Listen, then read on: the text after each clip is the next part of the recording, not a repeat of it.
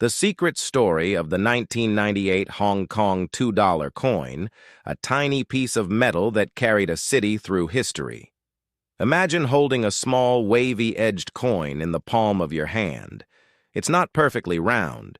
It has 12 gentle scallops around its rim, like the soft petals of a flower or the edge of a seashell. The metal feels cool and solid, copper nickel, weighing just over 8 grams. On one side, a delicate orchid blooms. On the other, a bold number, 2, stares back at you, flanked by words in English and Chinese, and the year 1998. This is the Hong Kong $2 coin from 1998. To most Americans, it might look like just another foreign souvenir, something you might find in a jar of leftover vacation change, or buy for a couple of bucks from a coin dealer. But this little coin is a quiet witness to one of the most dramatic political transitions of the late 20th century. It was born in the shadow of empire, redesigned in secrecy, and minted in the first full year after Hong Kong left British rule and returned to China. Its story is not just about money. It's about identity, diplomacy, and the careful art of changing symbols without breaking trust. And for an American audience, it offers a fascinating window into how a small territory on the other side of the world managed one of history's smoothest handovers of power, all while keeping everyday life running smoothly, right down to the coins in people's pockets. Let's start at the beginning. The Hong Kong $2 coin first appeared in 1975.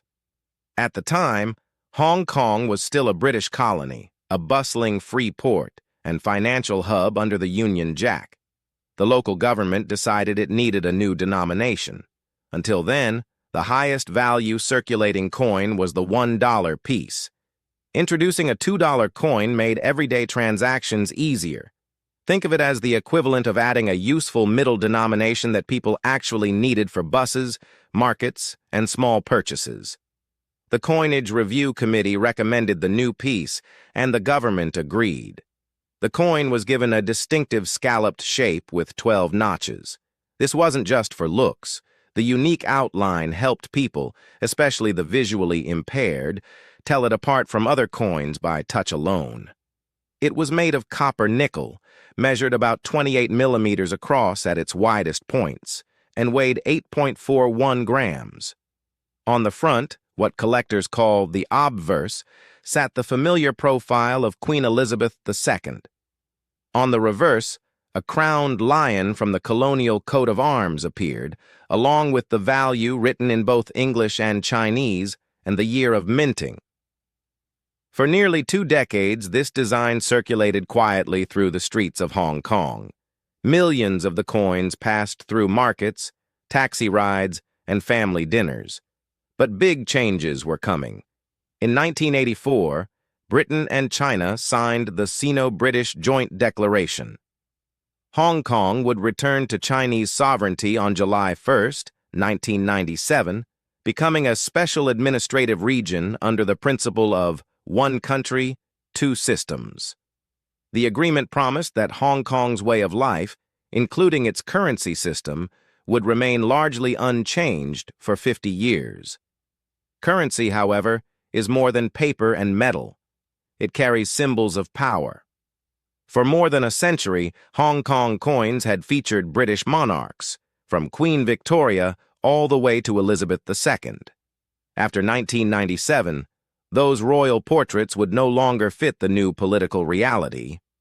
The Joint Declaration itself noted that money-carrying symbols inconsistent with Hong Kong's future status as a Chinese special administrative region would need to be gradually replaced. The challenge was enormous. Hong Kong's economy depended on confidence. Sudden changes to the money supply or dramatic redesigns that looked like political statements could spark anxiety. Bankers, traders, and ordinary citizens needed to feel that their money was still safe and familiar.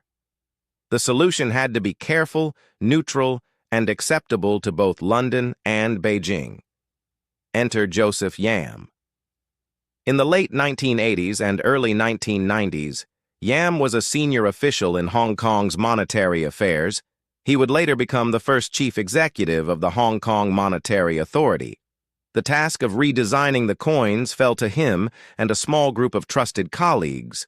Because the matter was politically sensitive, they could not hire professional artists or run public design competitions. Leaks could have caused diplomatic problems or market jitters.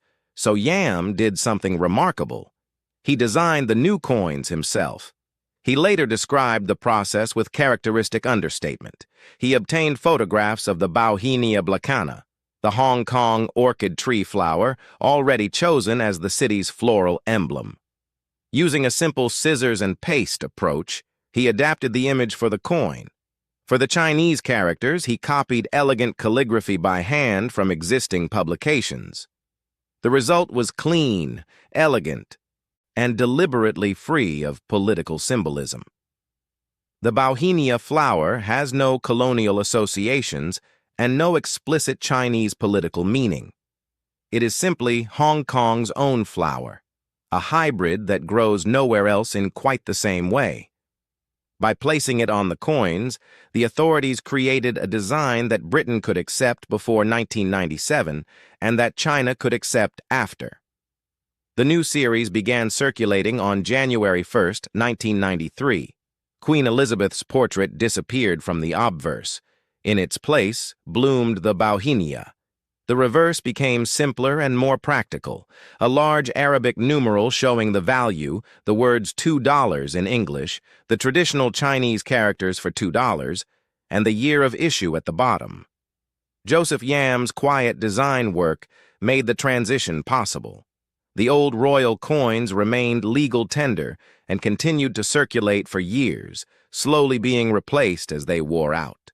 There was no sudden recall, no public drama, just a gradual, almost invisible change in the metal people used every day.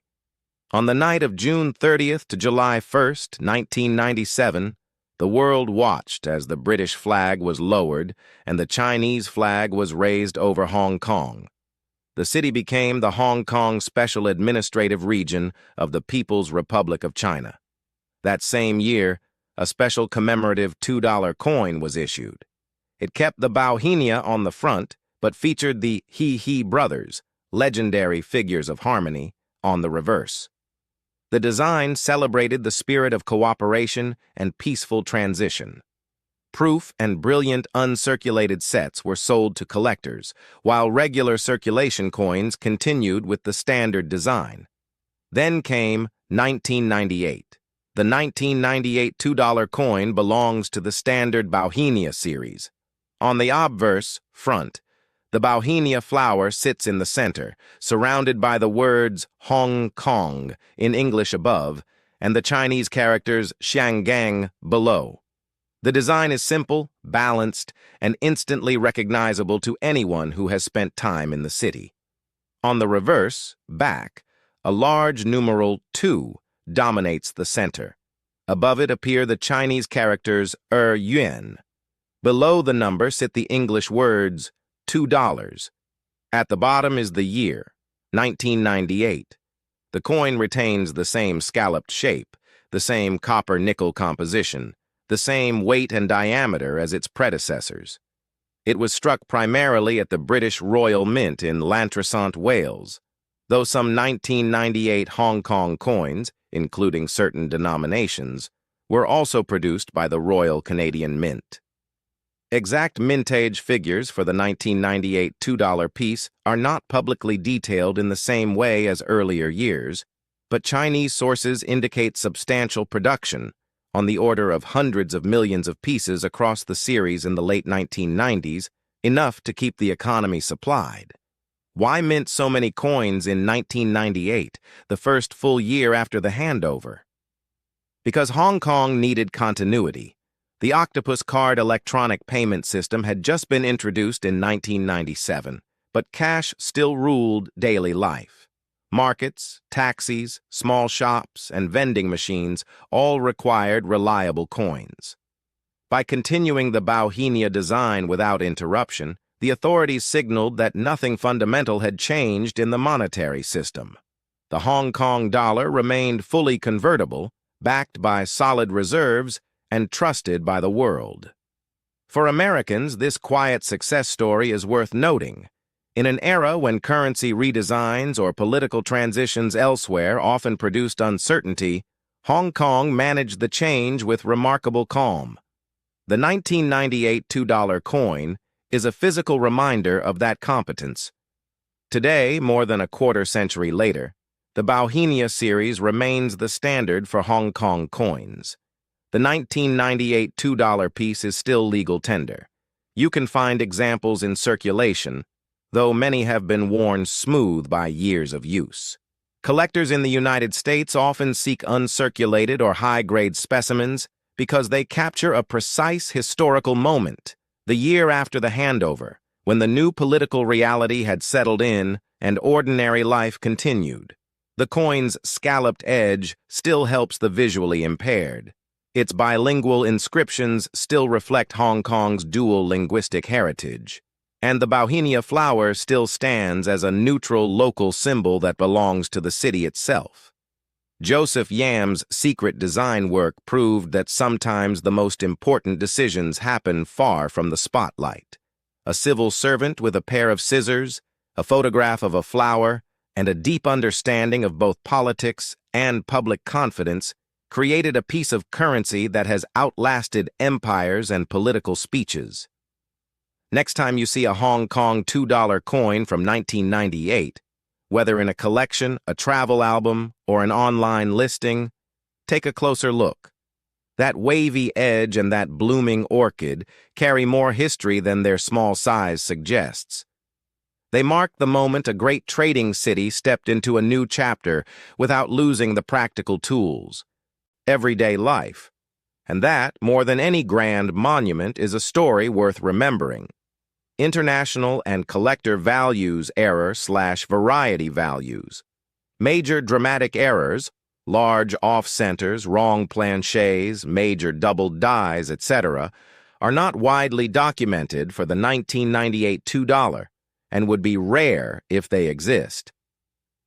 The main documented error variety is die chip on reverse APCG SMS64 example with a die chip on the reverse sold at Heritage Auctions, Hong Kong Spring Showcase Auction, April 2026, for $5 million, including buyer's premium. Hammer price was lower, $15, but the final amount with premium reached $5 million. Minor die chips, light striking weaknesses, or small planchet flaws usually add only a small premium, a few dollars at most, unless the error is dramatic and the coin is high-grade and certified. Numista, Foronum, and other guides list typical UNC examples around $1.20 to $1.50. Recent retail and catalog ranges stay between $3,000 to $80,000 for most nice examples. Higher-graded pieces, PCGS/NGCMS 64+, can sell for a bit more in the collector market, but pure regular strike coins without special attributes rarely exceed $4 to $5 million in normal sales. Thank you all so much for watching the video until the very end. If you enjoyed this detailed information, please like the video, subscribe to the channel, and let me know your thoughts in the comments. See you again in the next video.